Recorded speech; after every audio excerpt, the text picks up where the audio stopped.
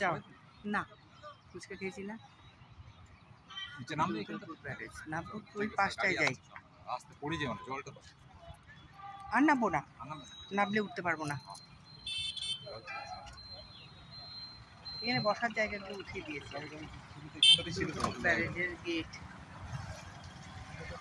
দেখো কত গেট। এই গেটগুলো যখন সব খুলে দেয়, জল যখন ধরে রাখতে পারে না তখন এই গেটগুলো খুলে দেয়।